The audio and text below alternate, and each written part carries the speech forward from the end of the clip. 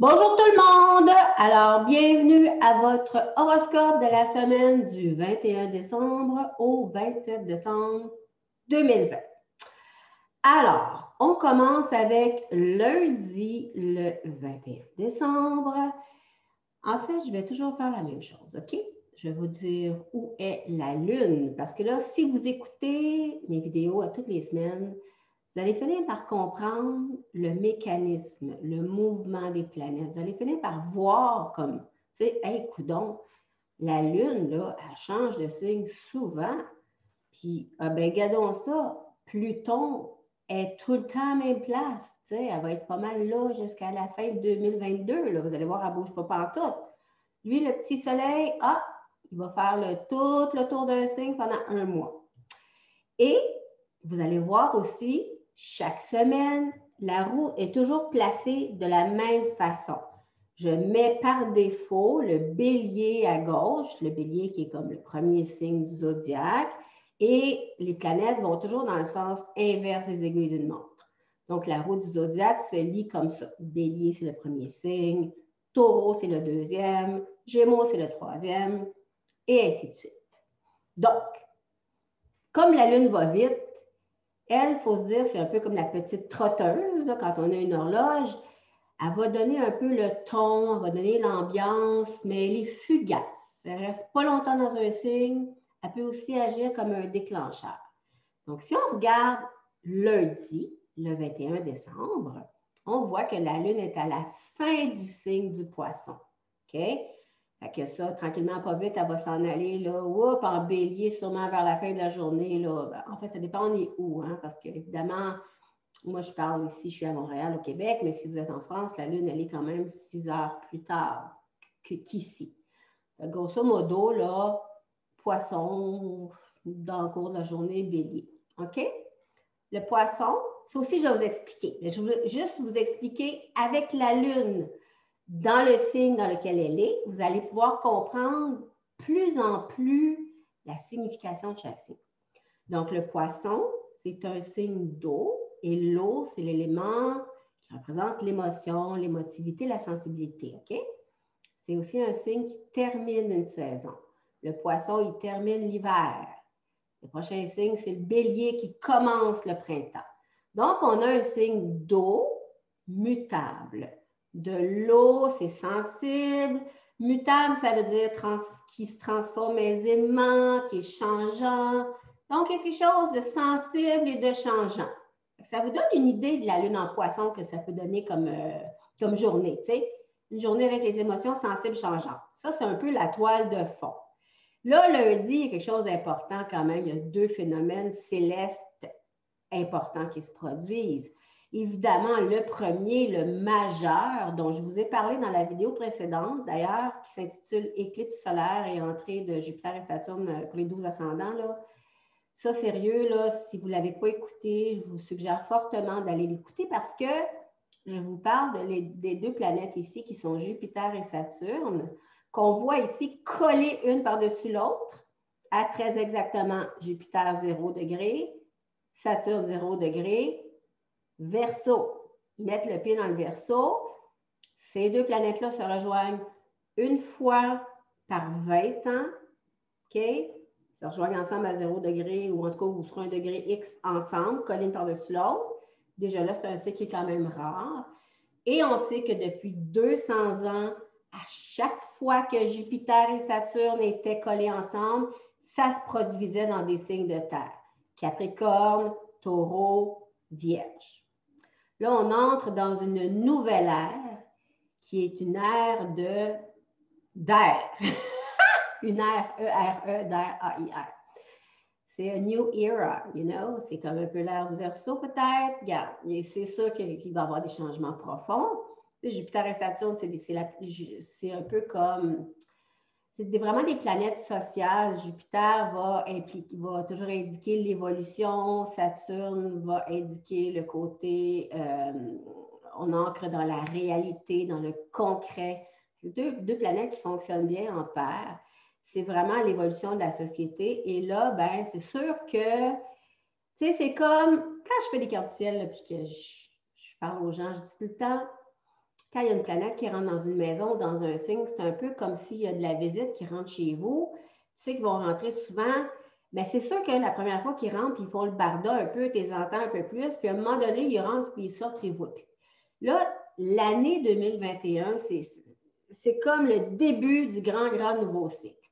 C'est sûr que tous les Verseaux qui sont nés au début du signe, c'est genre 21 janvier, 22 janvier, là, pour vous, le 21 décembre, c'est une journée importante.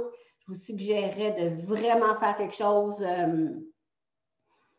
d'avoir une espèce de vœu pour construire quelque chose sur le long terme, surtout quelque chose qui a rapport à un projet par rapport au futur, parce que le Verseau, c'est le signe de la technologie, du futur, de tout ce qui est humanitaire, la société, tout ça. Puis ça touche beaucoup aussi tous nos débuts, parce que de signes fixes. Parce que voyez-vous, Jupiter et Saturne rentrent dans le Verseau qui est un signe fixe.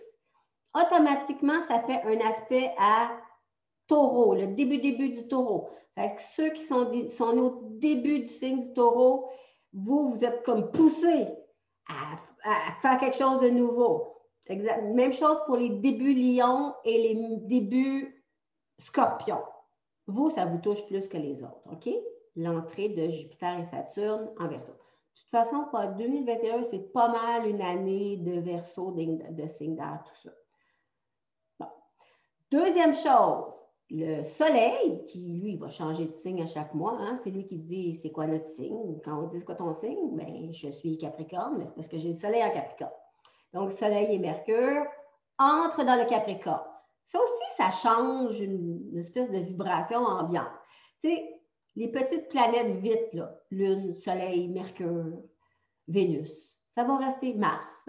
Bien là, Mars, on n'en parle pas, il est resté 6 mois en bélier cette année, mais c'est vraiment particulier, là. C'est des planètes qui restent 1 mois dans un signe, 1 mois et demi pour Mars, 2 mois. Donc là, ça va teinter un peu l'ambiance, tu sais. Donc là, on peut regarder, le Capricorne, c'est quoi? C'est un signe de terre. La terre, c'est la capacité d'être grounded, d'être ancré dans la matière, d'être organisé, de faire les choses comme il faut. Mais c'est un signe cardinal, donc de début de saison, qui aime initier des choses. Fait que là, on arrive avec une espèce d'ambiance de fond de OK, on a envie de commencer quelque chose de nouveau, de concret. On peut tous être poussés par ça. Et c'est sûr que là, on peut tous être poussés par l'idée de peut-être construire un monde meilleur, du moins commencer à penser en fonction du futur, des technologies, tout ça. L'année passée, tu sais, là, avec le confinement puis tout ça, c'est sûr que c'est désagréable pour tout le monde, OK? L'année passée, Saturne est allé faire un petit saut dans le signe du Verseau et ça a quand même coïncidé avec le début du confinement. Après ça, il est reparti en Capricorne. Là, il vient d'entrer pour de bon. Il va quand même être là durant toute l'année prochaine. Et on a un mix entre Saturne qui représente la solitude, hein, les obligations, la réalité, les limites, le mot non, c'est Saturne. Et Jupiter, lui, il veut faire évoluer les choses. Donc, je pense que l'année prochaine, on est beaucoup dans une espèce de mix entre OK, on s'habitue petit à petit à obéir, si on veut, à une façon de faire qui nous isole, oui, peut-être occasionnellement, mais c'est pour le mieux parce que Jupiter est là. On peut voir ça comme ça. Ensuite, si on arrive à mardi, là, on voit que la Lune, elle est ici, elle est dans la portion bélier. La Lune, on le sait, c'est l'ambiance générale. Le bélier, c'est un signe de feu. Le feu, c'est l'élan. Le bélier, c'est un signe cardinal qui commence une saison. Donc, avec un signe de feu cardinal, on est vraiment dans l'étincelle de vie, dans le besoin de débuter quelque chose, d'aller de l'avant, de foncer, d'être intrépide, tout ça. Et là, il peut commencer à y avoir mardi, je dirais, un petit feeling d'impatience dans l'air parce qu'au même moment, la planète Mars, fameux Mars, qui d'habitude va rester 2 mois dans un signe. Là, on sait que ça fait presque 6 mois qu'il est en bélier, OK? Ça fait longtemps qu'il est là. Mars est dans son propre signe, il est fort, il est impétueux, n'est-ce pas? Et là, ben, à 3 reprises en 2020, ça faisait partie de tout ce qu'on a vécu, là.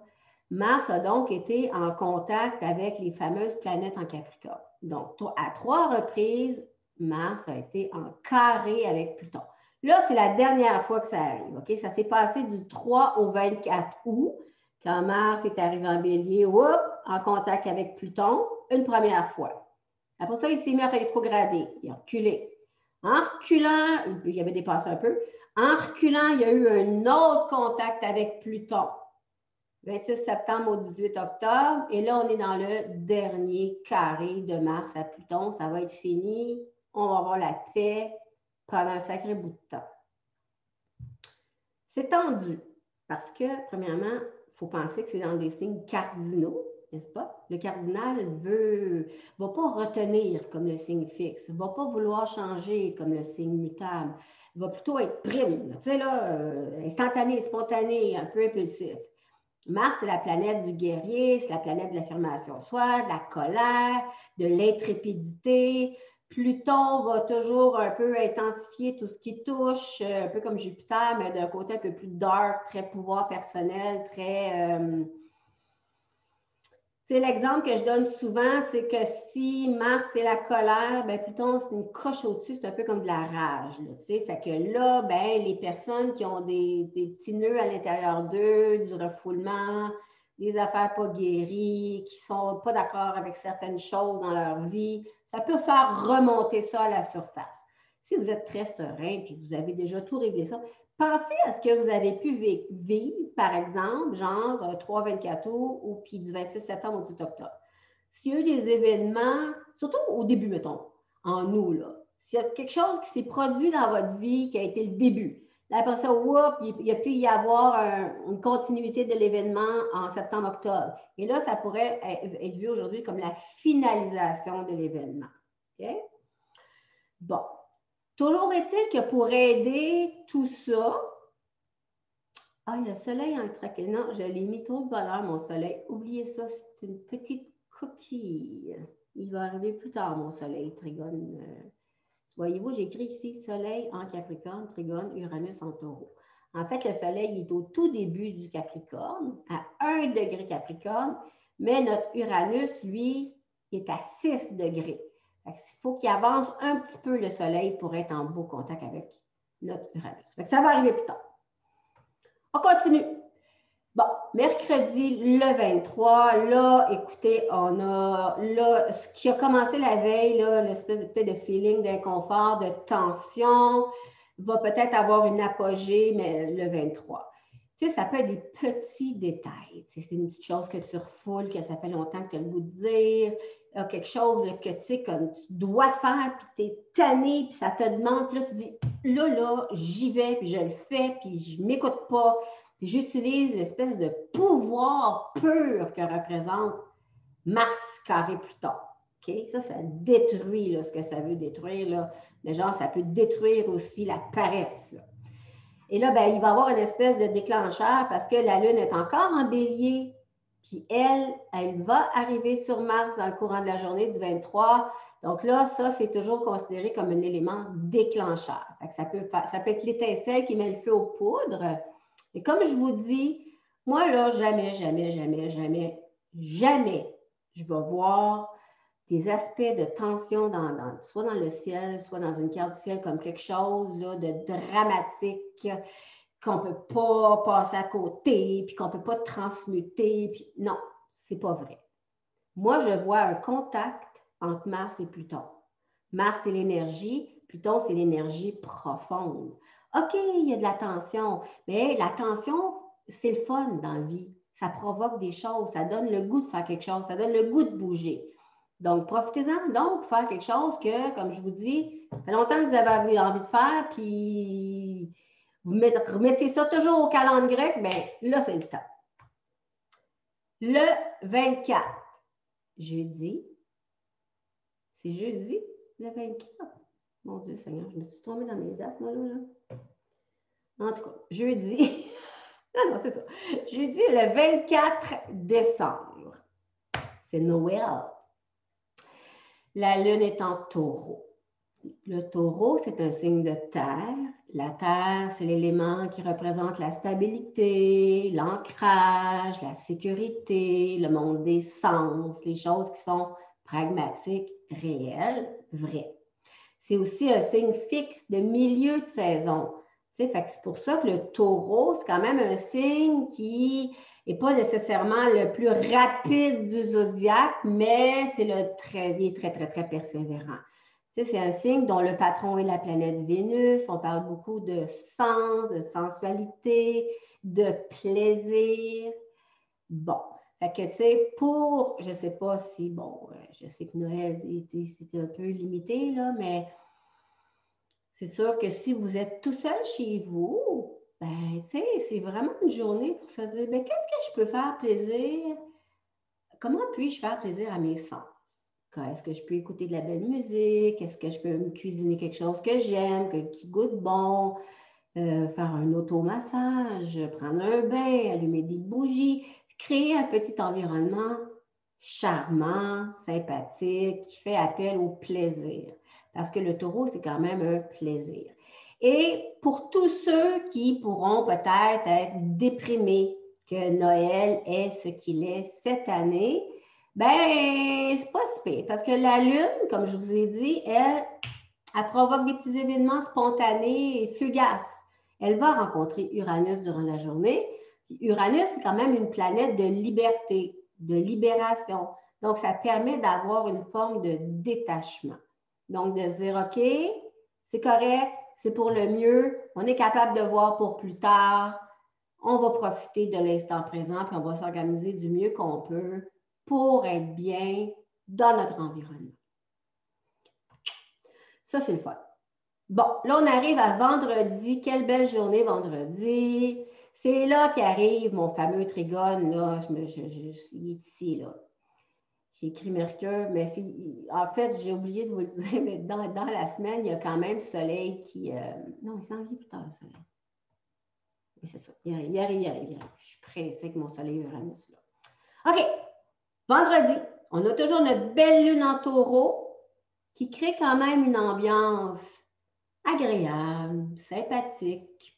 Tout le monde est pas mal en congé, sauf évidemment les travailleurs essentiels, mais bon, ceux qui ont travaillé, qui sont en congé, on a été tous bousculés dans nos façons de faire. Le 25, c'est une belle petite journée chill, relax. La Lune est en taureau, elle a dépassé Uranus, elle a dépassé son petit côté énervant. On a Mercure, planète de l'intellect, en communication, en Capricorne. Mercure étant la planète de la communication. Capricorne, c'est un signe cardinal qui aime débuter. Fait que là, tu te dis, ben, le 25, ça peut être une journée pour renouveler ses idées, avoir de la créativité, penser autrement. Puis, tu sais, Uranus, s'il y a une planète dans tout le zodiaque qui va représenter les réseaux sociaux, les communications digitales, le web, tout ça, Zoom et compagnie, c'est bien Uranus. Donc là, tu sais, c'est une bonne journée pour parler à tout le monde avec nos téléphones, nos tablettes, nos ordinateurs, et puis Zoom, puis tout ce qu'on voudra. Ça va être parfait. Je pense que l'ambiance va être bonne pour ça. Personne ne risque d'être frustré par rapport à ça. T'sais. Si, disons, je ne sais pas, mon Mercure avait été carré Uranus, mais là, il y aurait eu peut-être plus de « Oh mon Dieu Seigneur, j'essaie de parler, ça ne marche pas, là, ça plante, tout ça. » Ce n'est pas le cas. OK? Voilà. Puis, mais profitez-en. Si vous avez, là, je ne sais pas, moi, envie de commencer quelque chose de créatif ou de vous exprimer de façon différente ou de vous libérer de quelque chose. Là. Des fois, Uranus permet de se libérer, tu sais, juste comme par la parole.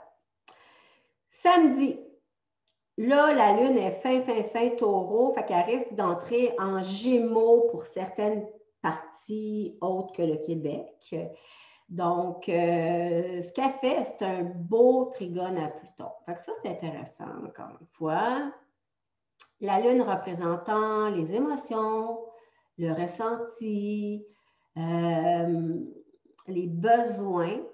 Bon, quand la Lune est en taureau, elle a besoin d'être en sécurité. Elle a besoin de paix, de plaisir, de tout ce qui est épicurien et tout ça. Pluton, c'est quand même une planète qui parle de profondeur, qui parle de psyché, qui parle d'inconscient.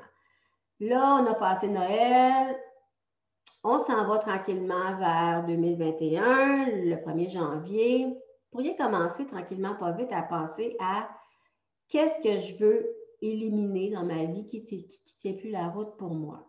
Pluton, c'est une planète qui permet vraiment de faire ça, qui permet de détruire ce qui doit être détruit pour reconstruire sur de nouvelles bases.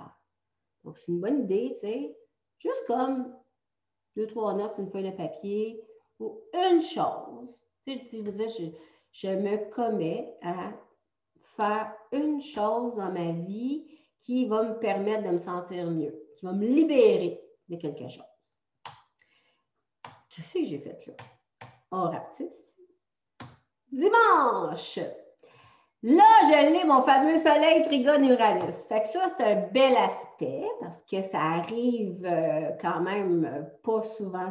Là. La prochaine fois que le soleil va être Trigone Uranus, il va falloir qu'il soit dans un signe de terre et il va être en vierge. Fait que c'est pas avant le mois de septembre l'année prochaine.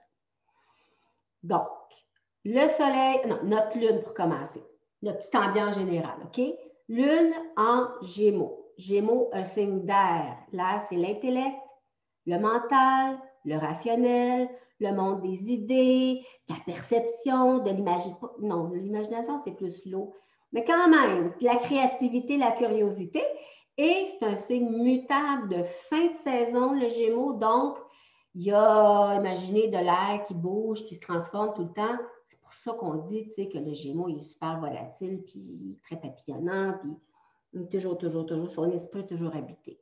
Donc, c'est quand même une journée de grande créativité intellectuelle qui est, dans le fond, qui a un effet de résonance, car le soleil, qui représente l'énergie vitale, c'est notre astre sur lequel on est tous morts, mais lui est en contact avec Uranus. Fait que ça, c'est un beau contact.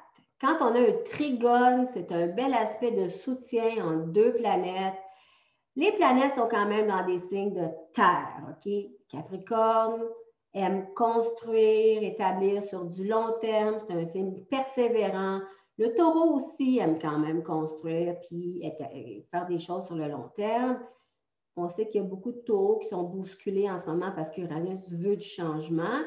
Mais là, on peut penser à du changement sur le long terme, OK?